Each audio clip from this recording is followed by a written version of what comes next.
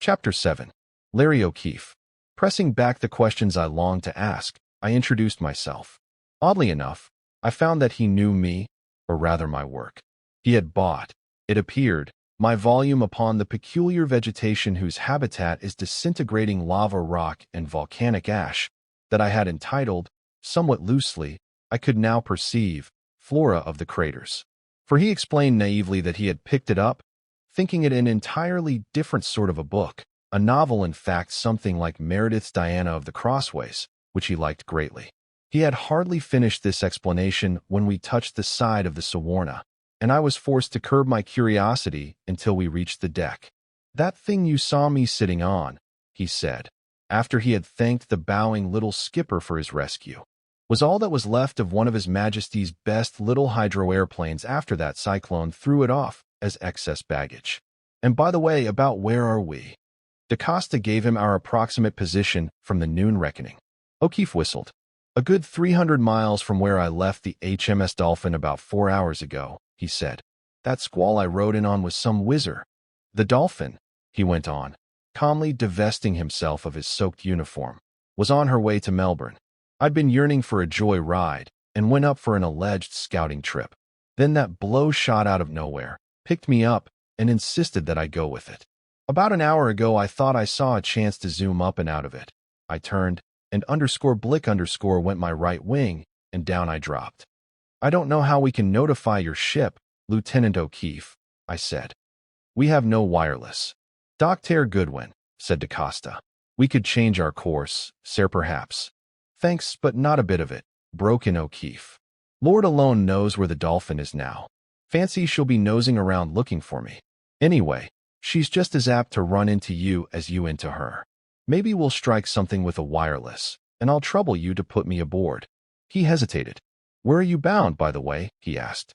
"For Ponape," I answered. "No wireless there," mused O'Keefe. "Beastly hole. Stopped a week ago for fruit. Natives seemed scared to death at us or something.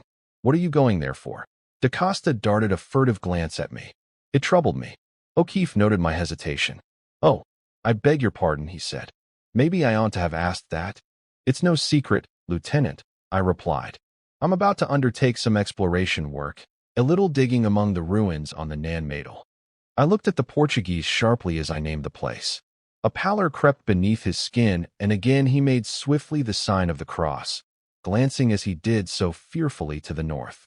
I made up my mind then to question him when opportunity came. He turned from his quick scrutiny of the sea and addressed O'Keefe. "There's nothing on board to fit you, Lieutenant." "Oh, just give me a sheet to throw around me, Captain," said O'Keefe, and followed him. Darkness had fallen, and as the two disappeared into DaCosta's cabin, I softly opened the door of my own and listened. Huldrickson was breathing deeply and regularly.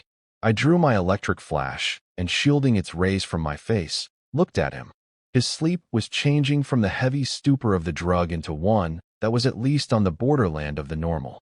The tongue had lost its arid blackness, and the mouth secretions had resumed action. Satisfied as to his condition, I returned to deck. O'Keefe was there, looking like a specter in the cotton sheet he had wrapped about him. A deck table had been cleated down, and one of the Tonga boys was setting it for our dinner.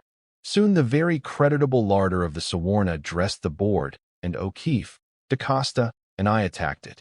The night had grown close and oppressive. Behind us the forward light of the Brunhilde glided, and the binnacle lamp threw up a faint glow in which her black helmsman's face stood out mistily. O'Keefe had looked curiously a number of times at our tow, but had asked no questions. "You're not the only passenger we picked up today," I told him. "We found the captain of that sloop, lashed to his wheel, nearly dead with exhaustion, and his boat deserted by everyone except himself." "What was the matter?" asked O'Keefe in astonishment. "We don't know," I answered. "He fought us, and I had to drug him before we could get him loose from his lashings. He's sleeping down in my berth now. His wife and little girl ought to have been on board, the captain here says, but they weren't." "Wife and child gone," exclaimed O'Keefe. "From the condition of his mouth, he must have been alone at the wheel and without water at least 2 days and nights before we found him," I replied. "And as for looking for anyone on these waters after such a time, it's hopeless." "That's true," said O'Keefe. "But his wife and baby, poor Poor devil. He was silent for a time, and then, at my solicitation, began to tell us more of himself. He had been little more than 20 when he had won his wings and entered the war. He had been seriously wounded at Ypres during the 3rd year of the struggle, and when he recovered the war was over. Shortly after that his mother had died. Lonely and restless, he had re-entered the air service, and had remained in it ever since. And though the war's long over, I get homesick for the Lark's land with the German planes playing tunes on their machine guns and their Archies tickling the soles of my feet, he sighed. If you're in love, love to the limit.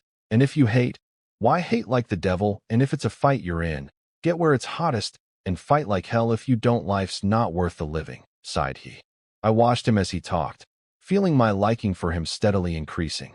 If I could but have a man like this beside me on the path of unknown peril upon which I had set my feet, I thought, wistfully. We sat and smoked a bit, sipping the strong coffee the Portuguese made so well. Da Costa at last relieved the Cantonese at the wheel. O'Keefe and I drew chairs up to the rail. The brighter stars shone out dimly through a hazy sky. Gleams of phosphorescence tipped the crests of the waves and sparkled with an almost angry brilliance as the bow of the Sawarna tossed them aside. O'Keefe pulled contentedly at a cigarette. The glowing spark lighted the keen, boyish face and the blue eyes, now black and brooding under the spell of the tropic night. "Are you American or Irish, O'Keefe?" I asked suddenly. "Why?" he laughed. "Because," I answered. "From your name and your service I would suppose you Irish, but your command of pure Americanese makes me doubtful." He grinned amiably. "I'll tell you how that is," he said. "My mother was an American A. Grace, of Virginia. My father was the O'Keefe, of Coleraine. And these two loved each other so well that the heart they gave me is half Irish and half American. My father died when I was 16. I used to go to the States with my mother every other year for a month or two. But after my father died, we used to go to Ireland every other year.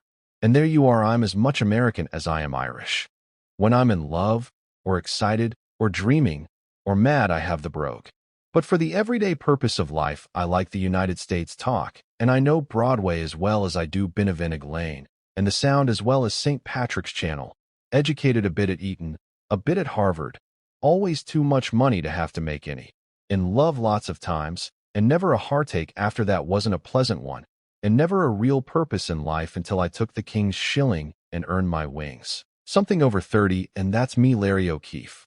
But it was the Irish O'Keefe who sat out there waiting for the Banshee. I laughed. It was that, he said somberly, and I heard the brogue creep over his voice like velvet, and his eyes grew brooding again. There's never an O'Keefe for these 1,000 years that has passed without his warning. And twice have I heard the Banshee calling. Once it was when my younger brother died, and once when my father lay waiting to be carried out on the ebb tide. He mused a moment, then went on. And once I saw in a near Choil, a girl of the green people, flit like a shade of green fire through Carntoger woods. And once at Dunchrake I slept where the ashes of the dun of Cormac mac Concobar are mixed with those of Cormac and Ailey the Fair, all burned in the 9 flames that sprang from the harping of Cravathine, and I heard the echo of his dead harpings. He paused again, and then, softly, with that curiously sweet, high voice that only the Irish seem to have, he sang.